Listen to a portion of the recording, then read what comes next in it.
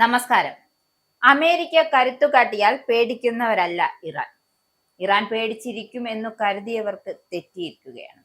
അമേരിക്കയുടെ ഭാഗത്തു നിന്നും ഇത്രയും വലിയൊരു സന്നാഹം സജീവമാകുമ്പോൾ ഇറാൻ ഭീതിയിലാണ് എന്ന് കരുതുന്നവർക്ക് തെറ്റിയിട്ടുണ്ട്. അമേരിക്ക ഓരോ നീക്കവും ലോകത്തെ കാണിച്ചുകൊണ്ട് നടത്തുമ്പോൾ ഇറാൻ തങ്ങളുടെ പ്രതിരോധ സംവിധാനങ്ങൾ അതീവ രഹസ്യമായി ശക്തമാക്കിയിരിക്കുകയാണ്. പശ്ചിമേഷ്യയിലെ ഒരു ചെറിയ പിഴവ് പോലും വലിയൊരു യുദ്ധത്തിന് കാരണമായേക്കാം എന്ന ബോധ്യം രണ്ടു പക്ഷത്തിനുമുണ്ട്. എങ്കിലും അമേരിക്കയുടെ ആകാശക്കരുത്തിനു മുന്നിൽ തലകുനിക്കാൻ ഇറാന് തയ്യാറല്ല, അല്ലെങ്കിൽ ഇറാൻ തയ്യാറാവുകയുമില്ല. ഓരോ അമേരിക്കൻ നീക്കത്തെയും നിഴൽ പോലെ പിന്തുടരുന്ന ഇറാന്റെ മിസൈൽ യൂണിറ്റുകൾ തങ്ങളുടെ ഭൂഗർഭ താവളങ്ങളിൽ സജ്ജമാക്കി കഴിഞ്ഞു. അമേരിക്ക ലോകത്തിനു മുന്നിൽ ആയുധബലം പ്രദർശിപ്പിക്കുമ്പോൾ ഇറാൻ നിശബ്ദത പാലിക്കുന്നത് അവരുടെ ദൗർബല്യമല്ല, മറിച്ച് ശത്രുവിനെ അപ്രതീക്ഷിതമായി നേരിടാനുള്ള അവരുടെ തന്ത്രത്തിന്റെ ഭാഗമാണ്. അമേരിക്കൻ ടാങ്കർ വിമാനങ്ങൾ ആകാശത്ത് വട്ടമിടുമ്പോൾ അതിനെ നേരിടാൻ ഇറാൻ പതിയിരിക്കുകയാണ്. ലോകം കാണുന്നത് അമേരിക്കയുടെ സൈനിക നിരയാണെങ്കിൽ ഇറാൻ കാണുന്നത് തങ്ങളുടെ മണ്ണിൽ ചുവടുവെക്കുന്ന ഏതൊരു വിദേശ ശക്തിയെയും എങ്ങനെ തകർക്കണം എന്നതിനെ കുറിച്ചാണ്. ഇറാൻ പാതി വഴിയിൽ പിന്മാറുന്നവരല്ല, അവർ പതുങ്ങിയിരുന്ന് ചതിക്കുഴികൾ ഒരുക്കി ശത്രുവിനെ വീഴ്ത്തുന്ന വേട്ടക്കാരനെ പോലെയാണ്.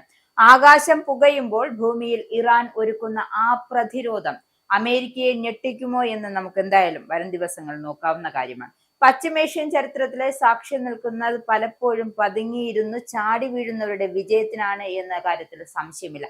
എന്തായാലും ഖത്തറിലെ വിഖ്യാതമായ അൽ ഉദയ് എയർബേസിൽ ഇപ്പോൾ നടക്കുന്ന സാധാരണമായ ഒരു അഭ്യാസ പ്രകടനമല്ല. അതായത് അമേരിക്ക നടത്തുന്നത് ഒരു സാധാരണ അഭ്യാസ പ്രകടനമല്ല. അമേരിക്കയുടെ കരുത്തറായ ടാങ്കർ വിമാനങ്ങളുടെ വൻനിരയാണ് അവിടെ കേന്ദ്രീകരിച്ചിരിക്കുന്നത്. അതാണ് ഞാൻ നേരത്തെ പറഞ്ഞത്.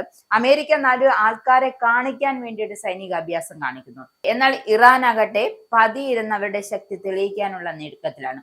ഓരോ നിമിഷവും ആകാശത്തേക്ക് കുതിച്ചുയരുന്ന ഈ വിമാനങ്ങൾ ഇറാന്റെ സൈനിക കേന്ദ്രങ്ങളെ ലക്ഷ്യം വെച്ചുള്ള ഒരു വലിയ കൊടുങ്കാറ്റിന് മുന്നോടി എന്ന ആളുകളെ തെറ്റിദ്ധരിപ്പിക്കാനുള്ള അമേരിക്കയുടെ നീക്കമാണ്. ലോകം ശ്വാസമടക്കി പിടിച്ചിരുന്ന് ഉറ്റുനോക്കുകയാണ് എന്ന് വരുത്തി തീർക്കാനുള്ള വെറും ഒരു പ്രകടനം മാത്രമായാണ് ഇത് അവശേഷിക്കുന്നത്. പശ്ചിമേഷ്യയുടെ ഭൂപടം മാറ്റിവരയ്ക്കാൻ പോകുന്ന ഒരു മഹായുദ്ധത്തിന്റെ തുടക്കമാണോ എന്ന് കാണിക്കാൻ വേണ്ടിയുള്ള ട്രംപിന്റെ വെറും പ്രകടനങ്ങൾ മാത്രമാണിത്. ഈ സൈനിക നീക്കത്തിന്റെ കേന്ദ്രബിന്ദു KC-135 എന്ന ഭീമാകാരൻ വിമാനങ്ങളാണ്. ഒറ്റ നോട്ടത്തിൽ ഇവ സാധാരണ വിമാനങ്ങളായി തോന്നാമെങ്കിലും ആകാശത്ത് വെച്ച് യുദ്ധവിമാനങ്ങൾക്ക് ഇന്ധനം നിറച്ചു നൽകുന്ന പറക്കുന്ന പെട്രോൾ പമ്പുകളാണ്.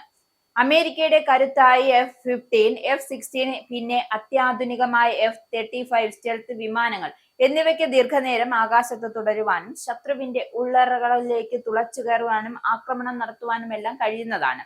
ഏതായാലും ഇറാന്റെ ഉള്ളിലെ തന്ത്രപ്രധാനമായ കേന്ദ്രങ്ങളെ ലക്ഷ്യം വെക്കണമെങ്കിൽ ഇത്തരം വിമാനങ്ങൾ ആകാശത്ത് സജീവമാകണം എന്നതൊരു വാസ്തവം തന്നെയാണ്. അൽ ഉദയിൽ ഈ വിമാനങ്ങൾ വൻതോതിൽ അണിനിരക്കുന്നത് സൂചിപ്പിക്കുന്നത് മറ്റൊന്നുമല്ല, അമേരിക്കൻ യുദ്ധവിമാനങ്ങൾ വലിയ ദൂരപരിധിയിലുള്ള ലക്ഷ്യങ്ങളായി തയ്യാറെടുക്കുന്നു എന്നാണ്. അതായത് നിലവിലെ സാഹചര്യത്തിൽ അമേരിക്ക 3 പ്രധാന തന്ത്രങ്ങളാണ് പയറ്റുന്നത്. എന്തൊക്കെയെന്ന് വെച്ചാൽ, മേഖലയിലെ അമേരിക്കൻ സൈനിക കേന്ദ്രങ്ങൾക്ക് നേരെ ഇറാന്റെ ഭാഗത്തു നിന്നുള്ള ഡ്രോൺ മിസൈൽ ആക്രമണങ്ങളെ തത്സമയം നേരിടാൻ പട്രോളിംഗ് നടത്തുന്ന വിമാനങ്ങൾ ഇന്ധനം നൽകുക എന്നതാണ് ഒന്നാമത്തെ ലക്ഷ്യം. രണ്ടാമത്തേതായി എടുത്തു പറയാവുന്നതിനേക്കാൾ ഭീകരമായ മറ്റൊരു യുദ്ധ സാഹചര്യം ഉണ്ടായാൽ ഇറാന്റെ പ്രതിരോധ നിരകളെ തകർക്കാനും ദീർഘദൂര ആക്രമണങ്ങൾ നടത്താനുള്ള മുന്നൊരുക്കമാണ്. പിന്നെ ഒന്നെന്ന് പറഞ്ഞാൽ തങ്ങളുടെ വ്യോമസേന എത്രത്തോളം സജ്ജമാണെന്ന് കാണിച്ചു കൊടുക്കുന്നതിൽ ശത്രുരാജ്യങ്ങളെ മാനസികമായി തളർത്തുക എന്ന അമേരിക്കയുടെ കുതന്ത്രവും ഇതിനു പിന്നിലുണ്ട്.